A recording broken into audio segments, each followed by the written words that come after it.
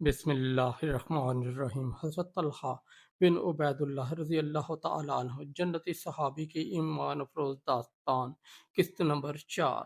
مدینہ منورہ کی فضا اس دن کچھ اور ہی تھی۔ سورج اپنی پوری آب و تاب کے ساتھ چمک رہا تھا، لیکن اس کی روشنی سے زیادہ روشن ایک ایمان تھا جو حضرت طلحہ بن عبید اللہ کے دل میں موجزن تھا۔ یہ وہ وقت تھا جب اسلام دشمن قوتیں اپنی آخری چالیں چل رہی تھیں اور مسلمانوں کے حوصلے آزمائش کی بھٹی میں ڈالے جا رہے تھے، لیکن ایسے حالات میں بھی کچھ ایسی ہستیاں تھیں جو پہاڑ کی طرح ثابت قدم رہیں، اور ان میں حضرت طلحہ کا نام سر فہرست تھا۔ جنگ احد کے بعد کا منظر۔ جنگ احد ختم ہو چکی تھی، لیکن اس کے زخم ابھی تازہ تھے۔ میدان میں جگہ جگہ شہداء کے جسم موجود تھے اور فضا میں ایک عجیب سی خاموشی تھی۔ حضرت طلحہ خود بھی شدید زخمی تھے، ان کے جسم پر 70 سے زائد زخم آئے تھے، انگلیاں کٹ چکی تھیں اور خون بہہ رہا تھا، لیکن حیرت کی بات یہ تھی کہ ان کے چہرے پر درد کی بجائے اطمینان تھا۔ جب کسی نے پوچھا، اے طلحہ، آپ اتنے زخمی ہیں پھر بھی مسکرا رہے ہیں، تو حضرت طلحہ نے جواب دیا، اگر میری جان بھی رسول اللہ صلی اللہ علیہ وآلہ وسلم پر قربان ہو جاتی تو بھی یہ سودا مہنگا نہ تھا۔ یہ وہ عشق تھا جو دنیاوی محبتوں سے بالا تر تھا، رسول اللہ صلی اللہ علیہ وآلہ وسلم کی محبت میں فنا۔ حضرت طلحہ کی سب سے بڑی پہچان یہی تھی کہ وہ رسول اللہ صلی اللہ علیہ وآلہ وسلم سے بے حد محبت کرتے تھے۔ جنگ احد میں انہوں نے اپنے جسم کو ڈھال بنا کر حضور صلی اللہ علیہ وآلہ وسلم کی حفاظت کی۔ ایک موقع پر جب دشمن نے رسول اللہ کی طرف تیر برسائے تو حضرت طلحہ نے اپنا ہاتھ آگے کر دیا۔ تیر ان کے ہاتھ میں لگا اور ان کی انگلیاں شل ہو گئیں، لیکن انہوں نے ہاتھ پیچھے نہیں ہٹایا۔ رسول اللہ صلی اللہ علیہ وآلہ وسلم نے یہ منظر دیکھا تو فرمایا، جس نے کسی زندہ شہید کو دیکھنا ہو طلحہ بن عبید اللہ کو دیکھے۔ یہ الفاظ حضرت طلحہ کے لیے سب سے بڑا اعزاز تھے، سخاوت کی بے مثال نمونہ۔ حضرت طلحہ صرف بہادر ہی نہیں بلکہ انتہائی سخی بھی تھے۔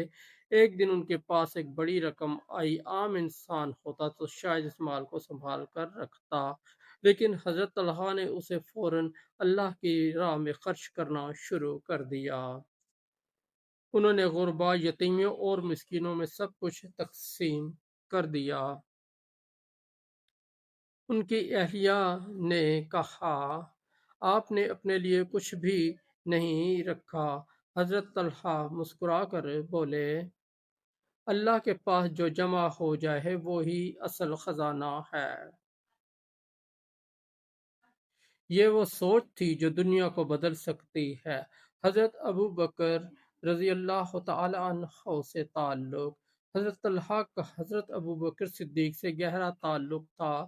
دونوں نہ صرف دوست تھے بلکہ ایمان کے راستے کے ساتھی بھی تھے۔ جب حضرت ابو بکر کو خلافت ملی تو حضرت طلحہ ان کے مضبوط حمایتیوں میں شامل تھے۔ وہ ہمیشہ حق کے ساتھ کھڑے رہے، چاہے حالات کیسے ہی کیوں نہ ہوں۔ آزمائش کا وقت۔ اسلام کی تاریخ میں ایک وقت ایسا بھی آیا جب مسلمانوں کے درمیان اختلافات پیدا ہو گئے۔ یہ وقت بہت نازک تھا۔ حضرت طلحہ بھی اس آزمائش سے گزرے، لیکن ان کا مقصد ہمیشہ حق کی تلاش اور امت کی بھلائی تھا۔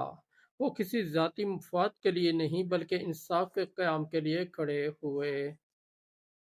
یہی وجہ ہے کہ آج بھی ان کا نام احترام سے لیا جاتا ہے۔ دل کو چھو لینے والا واقعہ۔ ایک مرتبہ حضرت طلحہ کے پاس ایک شخص آیا جو بہت غریب تھا۔ اس نے مدد کی درخواست کی۔ حضرت طلحہ کے پاس اس وقت کچھ بھی نہیں تھا، لیکن انہوں نے اسے خالی ہاتھ نہیں لوٹایا۔ انہوں نے اپنا ایک باغ اس شخص کو دے دیا۔ وہ شخص حیران رہ گیا اور کہنے لگا، میں نے تو صرف کچھ مدد مانگی تھی، آپ نے تو سب کچھ دے دیا۔ حضرت طلحہ نے جواب دیا، جو اللہ کے لیے دیا جائے وہ کبھی کم نہیں ہوتا۔ آخری لمحات حضرت طلحہ رضی اللہ تعالیٰ عنہ کی زندگی کا اختتام بھی ایک آزمائش میں ہوا۔ جنگ جمل کے دوران وہ زخمی ہو گئے، ایک تیر ان کے جسم میں لگا جس سے خون بہنے لگا۔ وہ ایک درخت کے سائے میں بیٹھ گئے اور آسمان کی طرف دیکھ کر دعا کی، اے اللہ، اگر میں نے تیرے دین کے لیے کچھ کیا ہے تو اسے قبول فرما۔ یہ الفاظ ایک سچے مومن کے دل کی آواز تھے۔ کچھ ہی دیر بعد یہ عظیم صحابی اپنے خالق حقیقی سے جا ملے۔ ہمیں کیا سبق ملتا ہے؟ حضرت طلحہ بن عبید اللہ کی زندگی ہمیں بہت کچھ سکھاتی ہے۔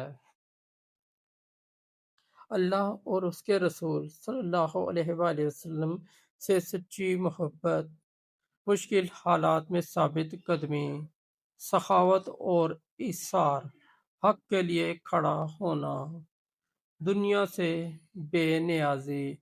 اگر ہم ان کی زندگی سے ایک بھی سبق اپنی زندگی میں شامل کر لیں تو ہماری دنیا اور آخرت سنور سکتی ہے۔ اختتامیہ: حضرت طلحہ رضی اللہ تعالیٰ عنہ وہ عظیم شخصیت ہیں جنہیں دنیا نے عشرۃ مبشرہ میں شامل دیکھا، یعنی وہ 10 خوش نصیب صحابہ جنہیں دنیا میں ہی جنت کی بشارت دی گئی۔ ان کی زندگی ایک روشن چراغ ہے جو ہمیں راستہ دکھاتی ہے۔ کیا ہم اس روشنی سے فائدہ اٹھائیں گے؟ یہ فیصلہ ہمارے ہاتھ میں ہے۔